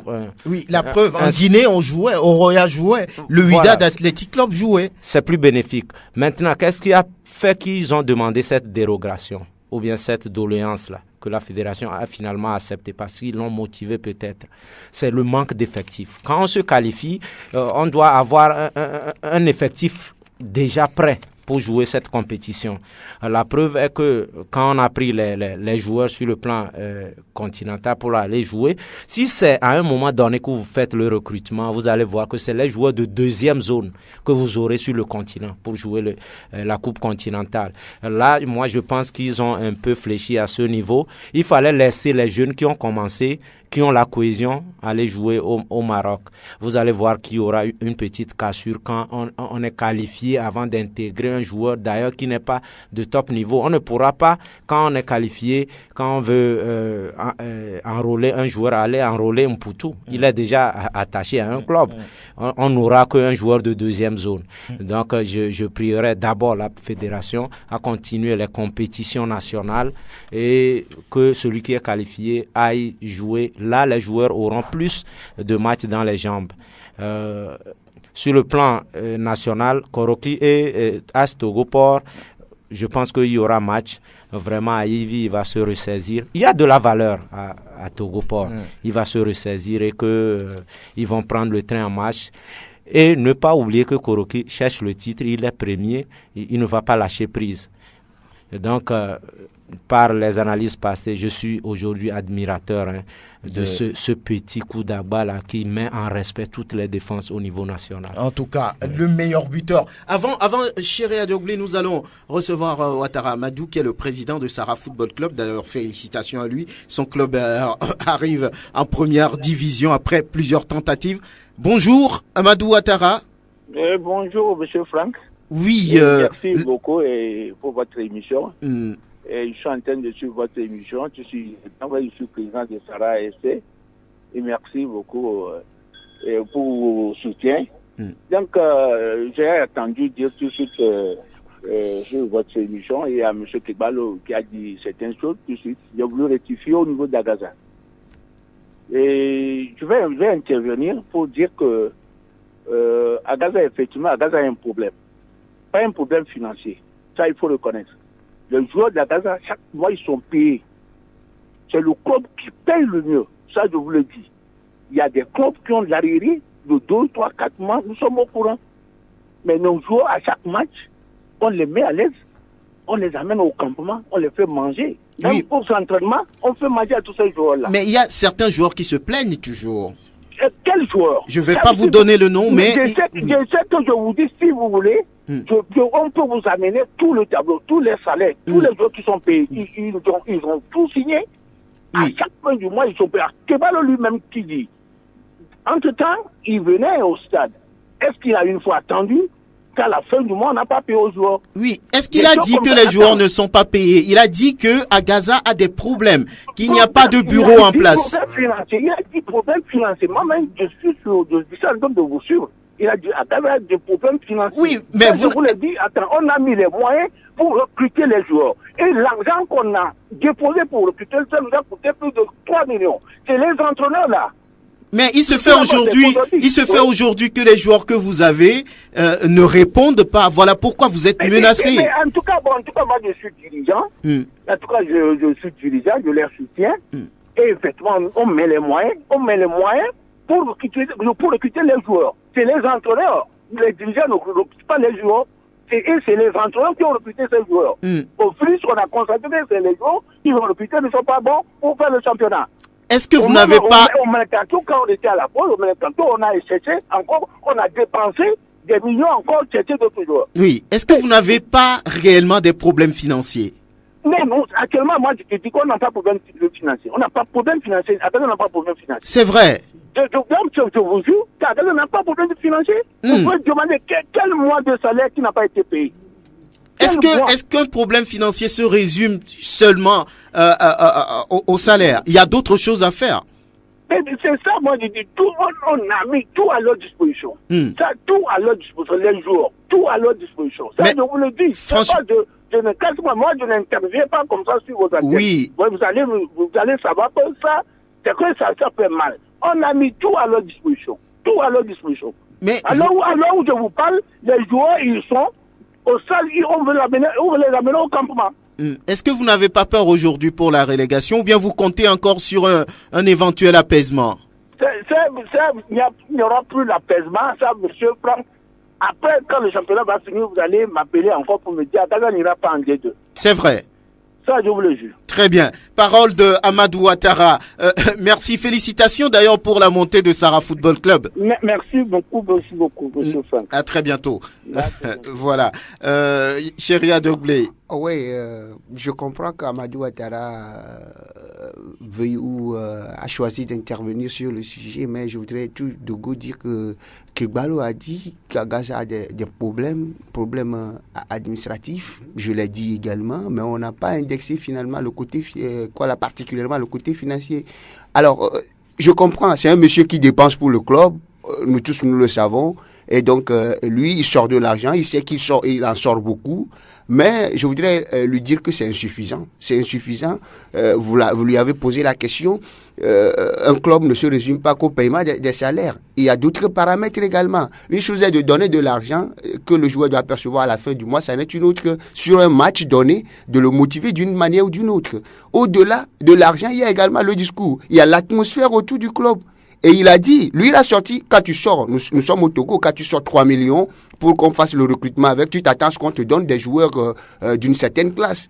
Mais 3 millions également, pose-toi la question, quand ça sort de ta poche, tu trouves ça un peu colossal. Mais trouve-toi la question, avec 3 millions, quel genre de joueurs on doit me rapporter? Et si quelqu'un sort, par exemple, 10 millions, il va prendre les meilleurs. Il va prendre les meilleurs. Et donc, tout est question de l'administration, d'objectifs. Et là, je rejoins Kegbalo qui veut qu'il y ait une équipe dirigeante qui s'asseye et qui réfléchisse et qui donne une vision au club, un objectif au club et qui sache où amener le club. Du moment où on n'a pas ça, on va toujours patauger. Et voilà que le club se repose sur sa personne, il sort de l'argent, il a raison d'intervenir parce que c'est lui qui sort de l'argent.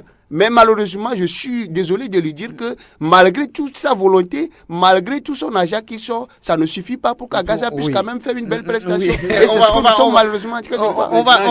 Oui, encore. Il a 2 équipes. Il a Sahara Sport au nord et puis à Gaza. Justement, raison de plus qu'aujourd'hui, on puisse quand même trouver une solution, même si ce sont des présidents. Il y a des anciens présidents, il y a des valeurs à Gaza. Mettre en place un bureau digne de ce nom. Du moment où on va continuer par rouler sur ce bureau provisoire, on va toujours patauger, on va naviguer à vue. Oui, Mohamed. Aujourd'hui, nous tous qui sommes ici, quand on parle d'Agaza, c'est parce que sa position nous inquiète. Ce n'est pas qu'on n'aime pas Agaza. C'est parce que la façon dont on veut voir Agaza évoluer, c'est pourquoi on parle d'Agaza. Aujourd'hui, Agaza était dans la même situation avec Gomido. Vous voyez là où Gomido est aujourd'hui. Monsieur Ouattara ne peut pas nous parler du salaire des joueurs. Quel salaire on leur paie? Est-ce que c'est le même salaire qu'on payait aux joueurs avant? Donc, je suis déçu de son intervention. En principe, ce n'est pas lui qui devait appeler pour intervenir. Oui, mais bon, lui, il intervient en tant que membre du bureau. Il dépense de l'argent. Aujourd'hui, j'avais voulu même... Lorsque vous sortez de l'argent, vous avez quand même le résultat. Juste après, j'avais voulu intervenir en disant ici, aujourd'hui, ce qui m'inquiète, moi, quand Agaza a été menacé de relégation, on a vu les gens qui ont intervenu. Mais moi, je dis aussi, il y a des gens qui avaient appelé menacer le doyen Renard Kossivi ici. Parce qu'il a parlé qu'Agaza doit aller en 2e division. Aujourd'hui, où sont ces gens-là? Mais faut qu'on se voit. Agaza, c'est un grand club. L'absence d'Agaza dans le championnat togolais, vraiment, c'est un handicap pour nous. Donc, c'est pourquoi nous tous, on parle pour qu'Agaza se mette. Donc, dire qu'on paie les joueurs, ce n'est pas suffisant. Vous payez les joueurs, qu'est-ce qui ne va pas? Il devait nous dire qu'on paie les joueurs, qu'est-ce qui ne va pas? Donc, ça veut dire que les moyens financiers qu'ils sortent sont insuffisants, bien minimes, négligeables. Donc, alors là, moi, Touré, je le dis, ce n'est pas bon. Comme ça, quand on parle d'un club, c'est parce qu'on l'aime. Alors que n'a pas dit quelque chose pour embêter les gens ou bien quoi que ce soit. Donc, il faut qu'on comprenne ce que les gens disent à l'antenne. C'est le même sujet. On va terminer. Une minute. Oui. Je voulais simplement que tout le monde accorde ses violons pour que ça puisse aller très bien. Agaza est un grand club de par l'histoire. Puisque déjà le manager général de Orea, quand il est venu ici, il a cité les grands clubs dont on entend. Il a parlé d'Agaza. Agaza, Semassi et autres. Donc je prierai, moi je ne vais pas aller dans le débat, je prierai tous les dirigeants actuels d'Agaza, qu'ils soient provisoires ou comment on les a cooptés, qu'ils puissent faire l'effort nécessaire pour que Agaza puisse rester en D1, puisque son nom est international. Tout le monde écoute son nom et on dit que quand Agaza reviendra, l'Afrique tremblera, puisque Agaza puisse rester pour que l'Afrique puisse trembler demain. Actuellement, Gossimé ne tremble pas. Bon, Agaza Gossimé va commencer par trembler, ensuite Lomé et après, oui. Agaza, c'est un grand club. Grand club du Togo, ça, rien ne peut l'effacer. Beaucoup de gens sont conscients de ça et Kekbalo, qui a d'ailleurs été entraîneur de cette équipe, a dit quelque chose d'intéressant. C'est vrai que le président Amadou Ouattara, quand on sort de l'argent, on s'attend à un résultat. Tout le monde veut le bien de ce club mythique du Togo. Agaza en 2e division, ce sera très très mal vu en tout cas. Et il y a un autre match, le 2e au classement, qui reçoit l'AS OTR. Bon, je ne sais pas s'il faut parler d'un grand match puisque Gomido toujours en course pour le triplé. Indépendance, championnat, Coupe du Togo, on verra bien. On va dire les indices de ce match avec Angelo Folikoy. La dernière fois que les Showboys ont répété leur gamme à domicile, c'était face à Maranatha dans le grand derby du Cloto soldé par un nul et blanc. Avec une symphonie de jeu bien orchestrée par le maître de cérémonie, Adika Kwame, les Showboys veulent faire plaisir à leurs supporters. Gomido, c'est 5 buts marqués sur les 5 derniers matchs de championnat, dont 3 successifs sans le moindre but inscrit. Une attaque visiblement en panne. Womedove et Adjari Moïse doivent retrouver leur efficacité devant les buts pour se débarrasser de l'AS OTR. Une équipe de l'AS OTR qui fonctionne au courant alternatif. Les hommes de Nieni Sebabi, sur leurs 5 dernières sorties, enregistrent une victoire, 2 nuls et 2 défaites. 5 points pris sur 15 possibles. Lambima Monagbi, Degli Mensa ont la lourde responsabilité d'arracher un bon résultat face à Gomido, dont le public est très exigeant. Gomido AS OTR, une rencontre qui va se disputer sur fond d'hommage à Junior Edema Menouya, chargé de communication des Showboys, rappelé à Dieu il y a quelques semaines. Un détail qui pourra aussi compter pour Gomido de Palimé. Angelo Folikoy, monsieur, merci. Kélia Kosso, oui. Ce match, Gomido ne l'a jamais caché, surtout son entraîneur Adika, comme il a dit. que le club est en course pour le triplé, c'est-à-dire après la Coupe de l'Indépendance, gagner la Coupe nationale et ensuite le championnat. Ils sont à 1 point juste du leader Koroki. Et une victoire aujourd'hui, quand même, leur permettrait d'envisager autre chose, d'être en confiance pour la suite. Il reste 6 journées, 18 points à prendre. On peut dire que c'est faisable pour eux. Oui, je pense que c'est ça même qui va permettre justement à cette équipe de Gomido d'aborder ce match avec beaucoup plus de niaque et de hargne pour pouvoir remporter la victoire et se positionner mieux par rapport au leader actuel, Koroki Metete de Tchamba. Donc, faire le triplé, c'est vrai, on a l'habitude de le dire depuis très longtemps que lorsque les gens vont commencer à mettre de l'argent au sein de cette formation, elle va produire beaucoup de choses. Ils ont compris cette saison, ils l'ont fait. Le président a fait un bon recrutement avec des joueurs de classe continentale qui sont arrivés et tout. Donc forcément, la mayonnaise est en train de prendre avec cette équipe de Gomido de Palimé. Aujourd'hui, ils ont gagné déjà 2 trophées. Ils sont en train de se battre pour avoir le titre et jouer la Coupe continentale la saison prochaine.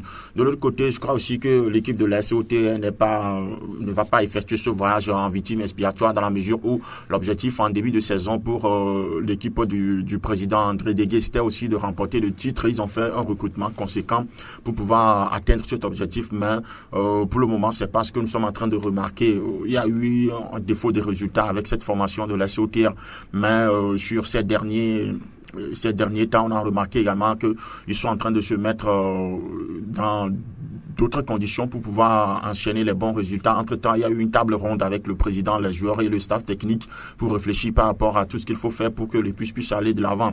C'est également le seul club pratiquement qui a eu à faire 2-3 matchs amicaux lors de la trêve que nous sommes en train de finir comme ça. Donc, ça voudrait dire que c'est une équipe qui est consciente de la situation et qui veut rectifier le tir par rapport aux résultats qu'elle est en train d'enregistrer. Donc, on verra une équipe de SOTR assez bien aguerrie face à Gomido de Palimé. Mais ça va être un match quand même assez disputé parce que de l'autre côté, ils sont conscients de l'enjeu, ils sont à 1 point du leader, donc ils vont vouloir faire la différence très tôt face à cette équipe de la SOTR et aller titiller le haut du tableau. En tout cas, sur le papier, c'est déséquilibré puisque Gomido est 2e avec 47 points, la SOTR est 6e avec 38 points au classement. Ça serait un match assez compliqué pour les hommes de Nieni Babi. Mais attention, lorsqu'on faisait l'éloge de Koroki ici, c'est cette équipe qui est allée battre Koroki à domicile. Et là, il faut vraiment faire attention. Si j'ai bonne mémoire, la seule défaite de Gomido, c'était à Palimé, c'était contre Koroki. Donc, moi, Gomido, c'est une équipe que je connais très bien. Et j'ai même failli signer à Gomido au temps de Papa Thiam. Mais les études ont fait que je n'étais pas régulier aux entraînements. Il m'a renvoyé. Voilà. Donc, c'est une équipe que je connais très bien. Et les supporters sont très mobilisés. Hier même, ils étaient en réunion au grand stade de Palimé pour ce match et je pense que Gomido fera la différence. En tout cas, on imagine déjà ce que va être la demi-finale à Lomé entre Gomido et Semassi, parce que là, quand il y a Semassi ou bien Gomido, Semassi à Palimé, c'est une population divisée, vous le savez, parce qu'il y a beaucoup de thèmes là-bas qui aiment Gomido et quand Semassi arrive, ils sont un peu, je ne sais pas, partagés, divisés, oui. Ce que je voulais ajouter, c'est qu'on doit dire aussi que Semassi aussi vise le doublé. Et puis surtout que Semassi veut rééditer l'espoir sur la Coupe du Togo. Vous savez, la dernière finale qu'elle avait perdue face à Asco, comment c'était passé. Donc, on veut maintenant remettre l'image de Semassi sur la Coupe du Togo aussi. Donc, alors attention. Nous sommes aussi sur 2 fronts. En tout cas, on verra bien. Je vous rappelle le calendrier complet de cette 25e journée qui commence cet après-midi avec en avancée ASK Semassi à suivre en direct naturellement sur Sport FM. Demain dimanche, le reste des matchs Asco Dito à Kara et on a Unisport Espoir à Sokodé, Koroki Estogopor à Tchamba, Ange Maranatha à Noche, Gomido à SOTR à Palimé, à Gaza, Bikinti à Lomé, naturellement. Vous avez tout pour le calendrier de la 25e journée de la D1 nationale de football. Oui, on va mouiller naturellement le maillot. Je rappelle que dans quelques instants, les auditeurs vont pouvoir appeler sur le 22 23 30 44 92 03 60 31 et puis le 97 24 26 26.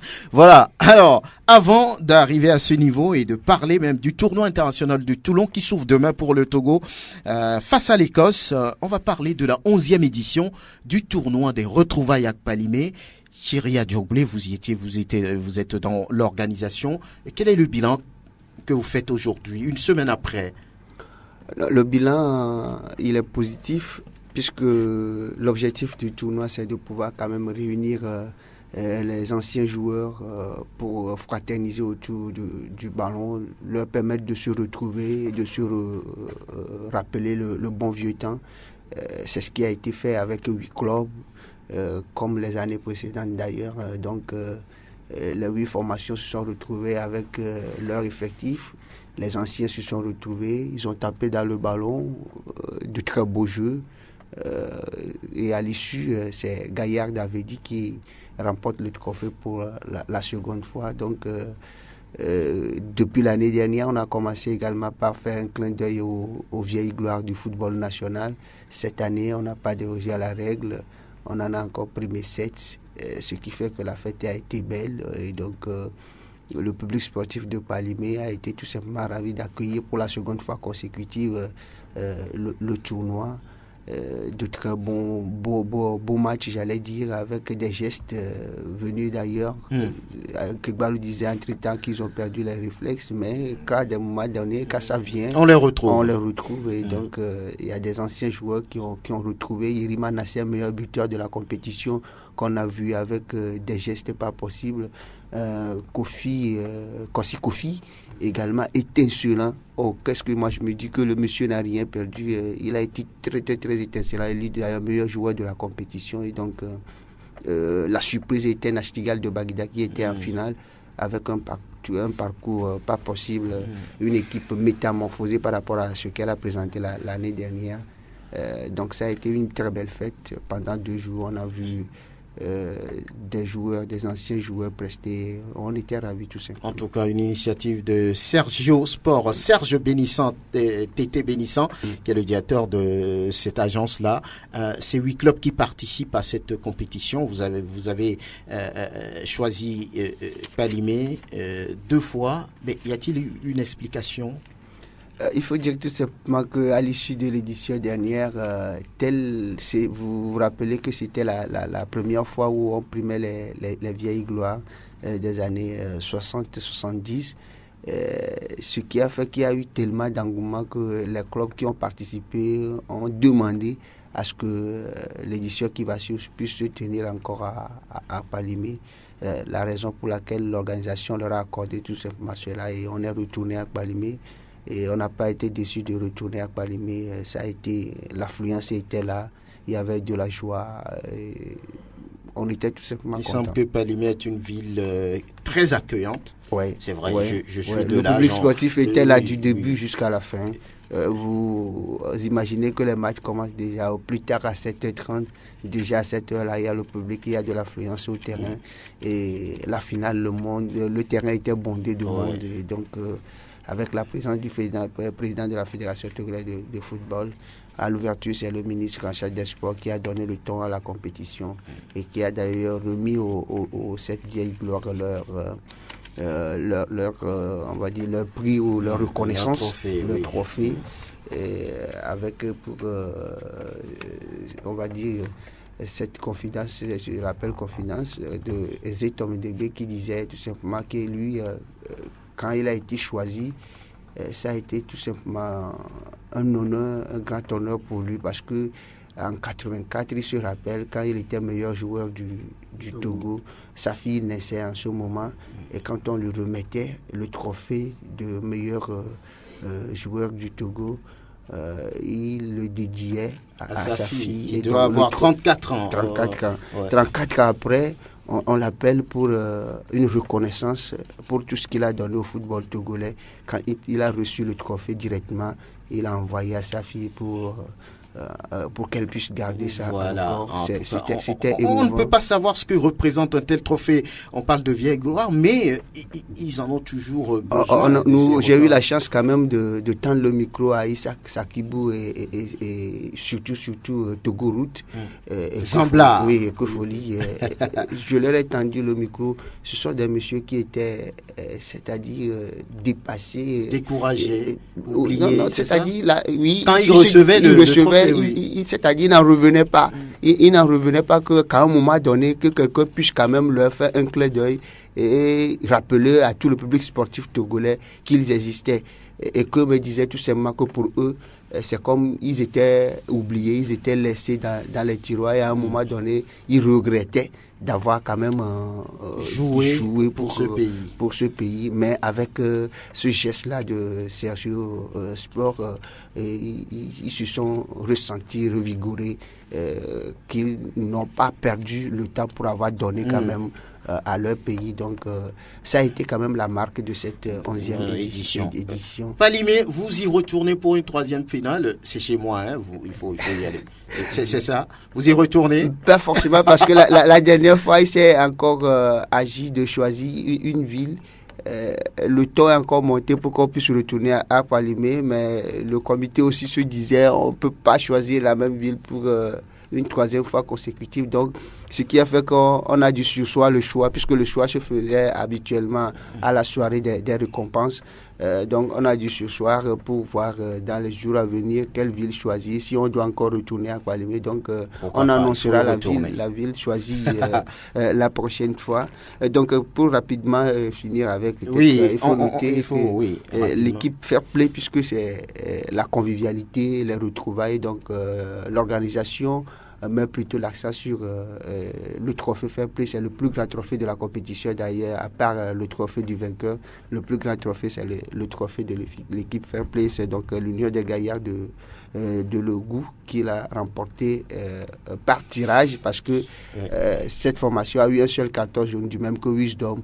Et donc, on a dû faire un tirage au sort pour pouvoir choisir l'Union des Gaillards de Logou, qui repart donc avec... J'ai vu la photo avec le confrère Anthony Ayemissou, correspondant de Sport FM là-bas à Takpamé. Il faut rappeler également que le doyen d'âge de la compétition, il y a un ancien qui a joué, M. Conservé Kokou de l'UGK, l'Union des Gaillards de Cloto. Le monsieur a 65 ans. 65 ans, je dis bien 65 ans, mais il a pu tenir sur le terrain. Il fallait le voir jouer. C'est intéressant. Le sport fait du bien à la santé. C'est genre d'initiative. Bravo à Sergio Sport. On va se retrouver pour la 12e édition, certainement que très bien. Ma ville natale sera choisie. C'est pas limé. Hein. Non, je blague. On va observer juste une pause. Et voilà, donc on va passer à ce tournoi de Toulon, et le Togo entre en compétition demain face à l'Écosse, et la liste des 20 joueurs retenus avec Grégoire Attignon. Il s'agit de 2 gardiens de but, Malcolm Barcola et Yorgan Agblé-Magnon. Les défenseurs retenus sont Hakim Urosama, Vincent Toudi, Guillaume Yenoussi, Komi Afasonoudi, Yendoutia Balgou et Kodjovi Joyagbo. On retrouve 8 milieux de terrain qui sont Marco Boko, Amevi Gadjabo et Lom Nyavedi, Akoro Bilali, Fadel Gobitaka, Victor Mensan, Thomas Wajodo et Baro Aoro Jari. Enfin, les attaquants retenus sont Komi Agbadji, Agoro Ashraf, Kevin Denke et Thibaut Klidje.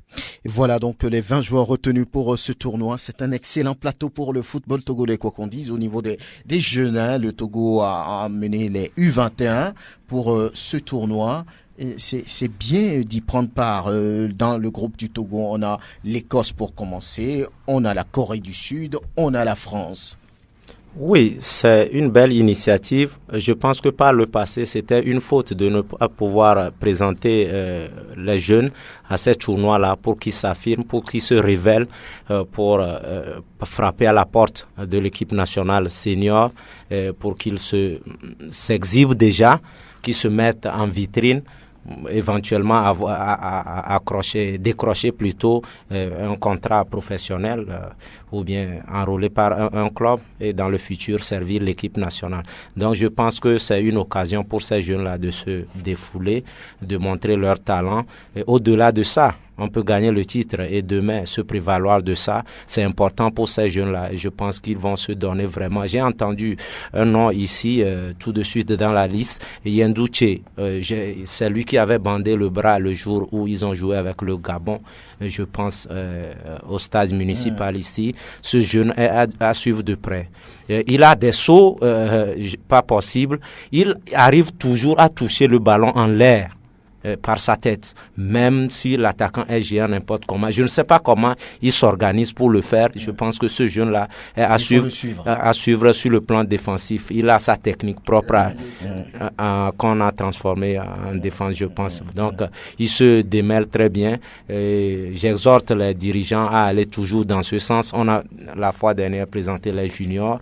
Les espoirs vont jouer. Il faut multiplier ces genres de choses pour asseoir une base solide. Parce qu'on avait une équipe nationale qui se formait au sommet en même temps. On brûlait les étapes. Je pense qu'à partir de cet instant, les étapes ne seront pas brûlées et qu'une génération va quitter une étape à une autre et avancer vers l'équipe nationale Fanion. Bien. Voilà, demain, le premier match sera à 15h30 contre l'Écosse. C'est la première fois que le Togo participe à cette compétition. Hein? Oui. Oui, si j'ai bonne mémoire, le dernier tournoi international que le Togo a participé avec les jeunes, c'était en Suède, non, Gothia Cup. Oui, Gothia Cup, avec la génération Adebayor et autres. Voilà, et c'est une deuxième occasion pour l'équipe nationale togolaise de s'affirmer, puisque depuis avant-hier, je discutais avec le coach Abalo Doucet. Bon, il m'a parlé des préparatifs, qu'ils se sont bien préparés, qu'ils attendent seulement le début pour montrer ce qu'ils ont appris. Oui, qu'est-ce qu'on peut dire d'un tel rendez-vous? C'est bien pour le foot togolais? Oui, c'est très bien, dans la mesure où nous avons quand même une équipe, un groupe en place qui peut demain, dans 2 ans, peut-être remplacer les seniors A, comme l'a dit mon frère tout à l'heure. C'est très intéressant. Aujourd'hui, avec l'équipe nationale A, on a des problèmes, c'est tout un tas de problèmes à ce niveau. Donc, dans 2 ans, on aura quand même une équipe nationale A du Togo qui, quand même, peut faire parler d'elle aussi sur le plan africain. Kelly Akoso, oui, votre avis sur le tournoi de Toulon? C'est la 46e édition, hein, c'est un vieux tournoi quand même.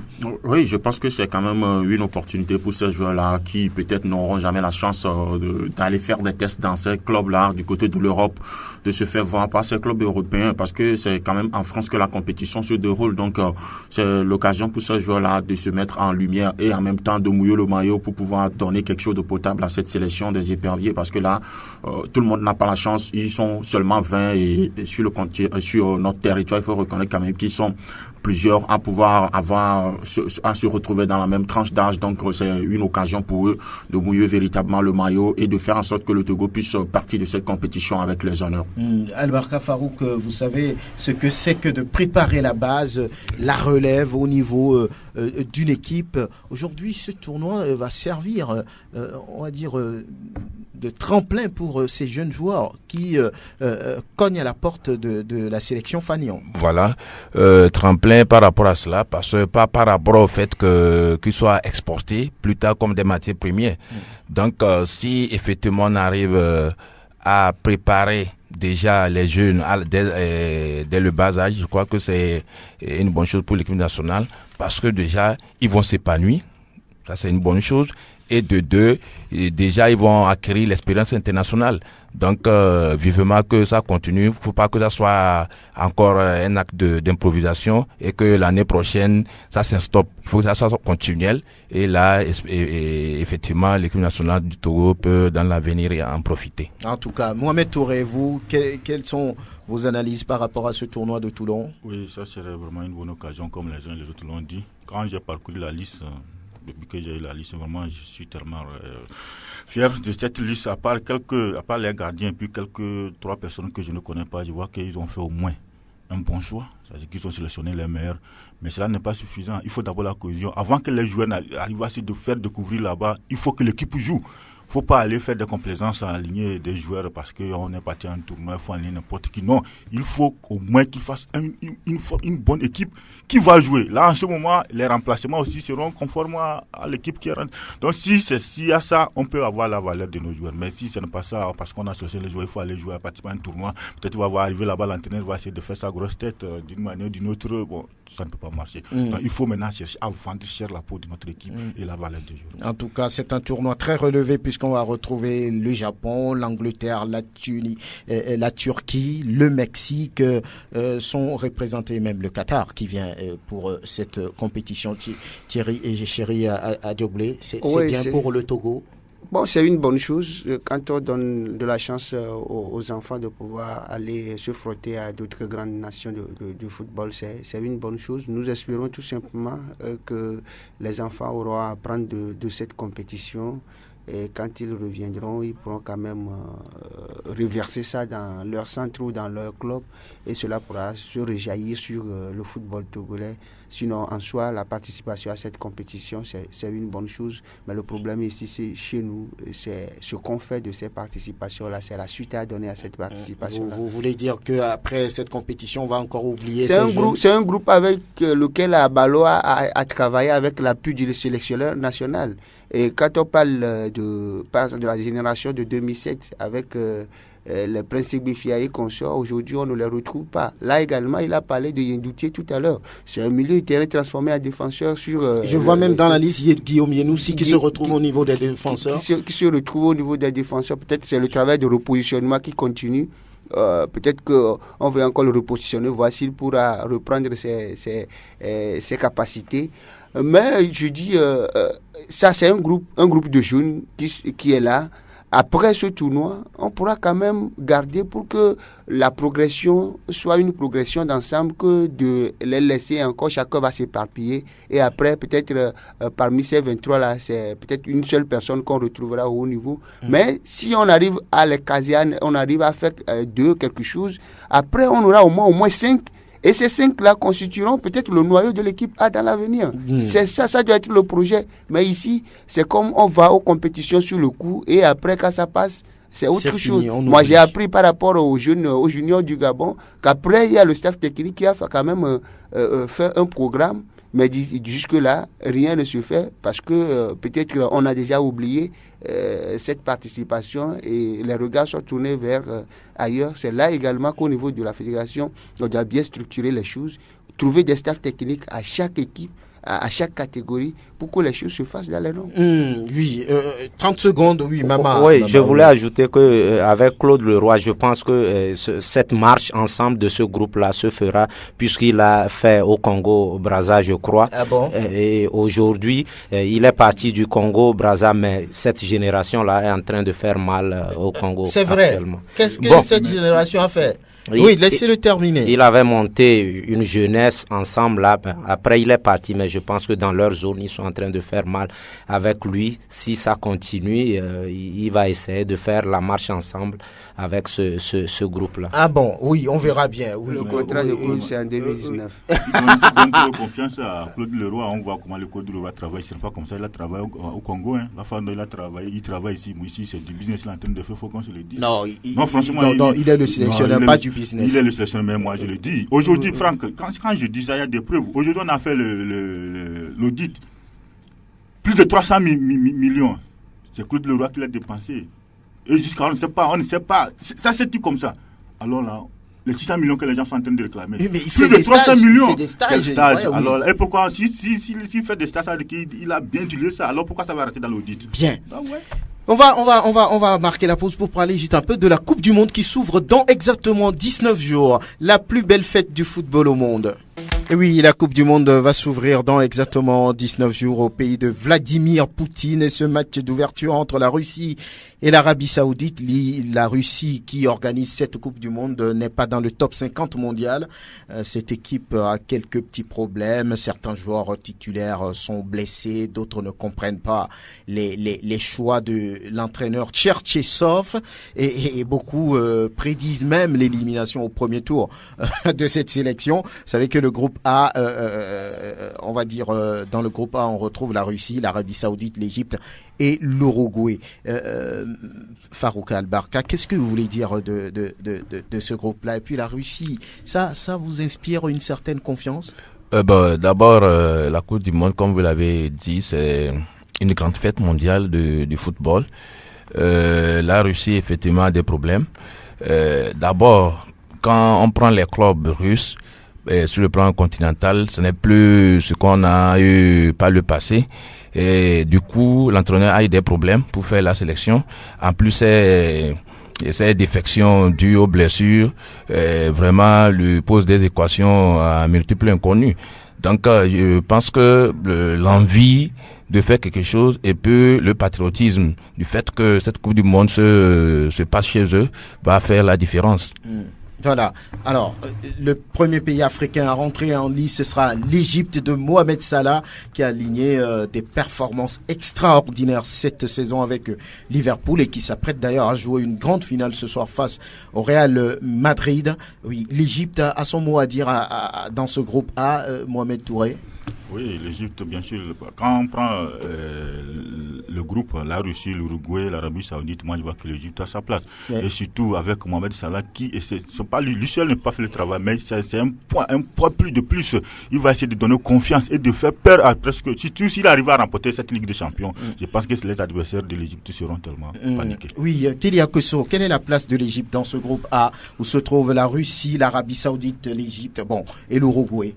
Bon, moi je pense que le véritable taureau de ce groupe, c'est l'Uruguay qui est un habitué de cette compétition. Après, c'est la Russie qui jouera à domicile avec son public derrière. Après, on peut positionner l'Égypte et puis l'Arabie Saoudite après, mais je crois quand même que cette équipe égyptienne, de par ce qu'elle a démontré au cours de la dernière compétition continentale, je vais te parler de la CAN 2017. Ouais, elle a été finaliste. Elle a quand même des qualités pour pouvoir jouer le premier rôle dans cette poule. Si seulement cette équipe se montre très efficace devant, et je pense que ça peut se faire avec El Neni au milieu de terrain et puis Mohamed Salah devant.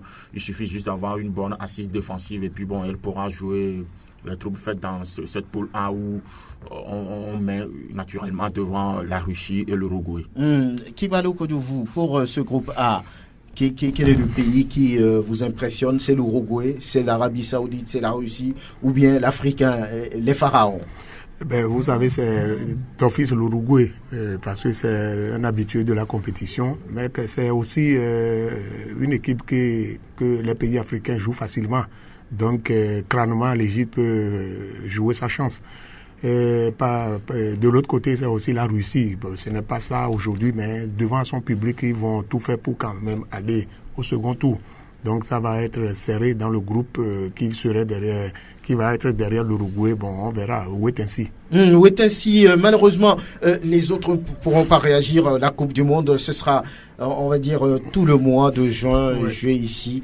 Nous allons voir les auditeurs pour le 22, 23, 30, 44, 92, 03, 60, 31, puis 97, 24, 26, 26. Peut-être qu'ils s'en foutent éperdument d'être au Togolais. Ces jeunes qui sont allés même en finale, c'est une première. Pourquoi on n'a pas su garder cette équipe? Mais vraiment, ça fait honte.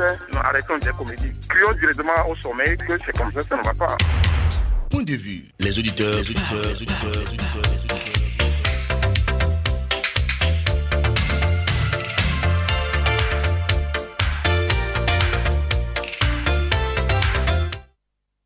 Oui, voilà, donc c'est lancé pour les auditeurs. Vous avez le temps désormais de nous appeler. Allô?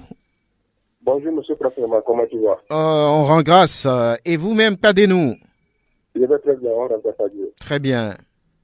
Bonjour à vous, tous ceux qui sont studio. Bonjour à vous et merci de tous ceux qui sont dans la nation. Oui. Moi, j'aimerais interpeller le ministre de la Sécurité juste pour mettre la sécurité pour les derniers matchs des championnats togolais. Pour qu'il n'y ait pas de violence sur le terrain. Oui. J'aimerais dire aussi à M. Pedro, bon repos à lui. Monsieur? Qui se repose tranquillement, bon repos à lui. Claude Leroy. Oui. Ah, très bien. Et pour le match de ce soir, qui va gagner? La Maison Blanche. Allez, à très bientôt. Excellent week-end, pas de nous.